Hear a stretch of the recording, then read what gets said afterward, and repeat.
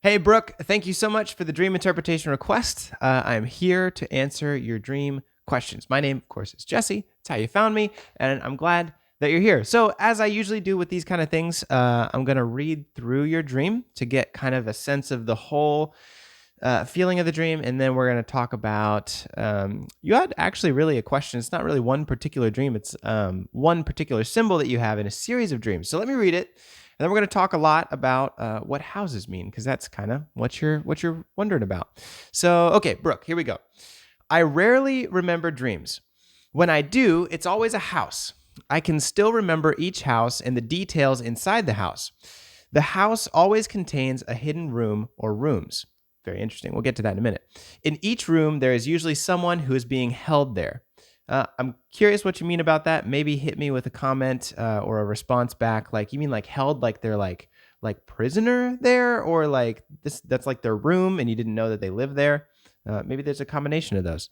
Anyways, continuing. Normally, these houses have just been bought by myself and husband. One dream was a house of people I just met, and another was my aunt's. I have had dreams where the houses have several hidden rooms that seem to flow into each other, and I get lost within them. What are my dreams trying to tell me? I wouldn't have thought anything of it, but it seems to be a routine theme I have. The dreams are so vivid and not every night, though when I do have these dreams of houses with hidden rooms, I can remember them so well. Months go by and I can still remember each house that dream that I have had. Well, Brooke, this is what I've got to tell you about houses. Houses, very, very, very common dream symbol, and they always mean and are a symbol for your psyche. Now, we're kind of using an old term there, psyche. No one uses that, but psychology, psychotherapy, psychiatrist, all come from that word psyche, meaning mind.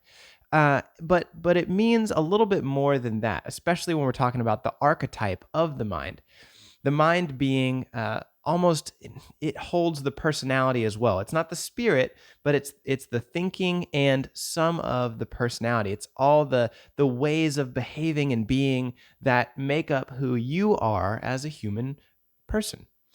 So what does it mean when there's always these hidden rooms? Well, hidden rooms are actually and also a very common theme in dream interpretation, and they mean that there is unexplored areas inside your mind. Oftentimes, when we enter a new environment, when we go through something new in our life, we will encounter new and hidden rooms, meaning that we'll surprise ourselves with the way that we respond. Maybe you have a baby, right? This is a common one. You have a baby, and so you dream about a house and a room, and there's a secret room in there, and there's a message inside that secret room. These are like when you become a parent, you find out new parts of yourself. You find out, oh, I didn't know that I could be a mom or a dad or a brother or a sister. I didn't know that, maybe you get promoted in your job and you become a manager. Oh, I didn't know that I could be a boss. These skills, these abilities, these parts of my psyche are deep down in there and unexplored, which is very exciting, and why I'm a therapist myself and why I do this stuff, hypnotherapy and dream interpretation. So that's the reoccurring message of the dream. Now, if you want to send me a message or schedule an appointment, whatever we want to do, we can go into each specific hidden room inside your dreams and kind of get the specific meaning out of that, which I think would be very interesting. But you did mention that there are times where the hidden rooms will flow into each other. Well, think about your mind. There's all these neural networks and synapses and fibers that are firing electrical signals and impulses throughout your brain. There are so many of them, and they're wired together in such a way that we're always discovering who we are. The search inside is one of those that is kind of the most interesting. I mean, I think just as human beings, there's really only two fields left unexplored. There's like science of like outer space, and the science of human beings. Everything else, like we've talked about, it's been explored, it's kind of boring. And so what will continually surprise you is going deeper and deeper into who you are and what it means to be a person, flowing one secret room into another and finding out how they connect, sometimes getting lost, but then finding your way back to the surface, because that is where you're going to gain insight and awareness and the ability to really understand who you are and then use that to propel you into what you want to do in the future. I mean, no matter what position, job, career you're in, the more that you can understand and be authentic with who you are as a person, the better that you're going to be able to translate that into being and doing the things that you want to do, which I think is amazing. So, I hope that helps. Let me look through here and see if I missed anything. We got the hidden rooms flow one into another. You said that the houses are sometimes recently bought, which means that sometimes the houses can be different, and that's normal too.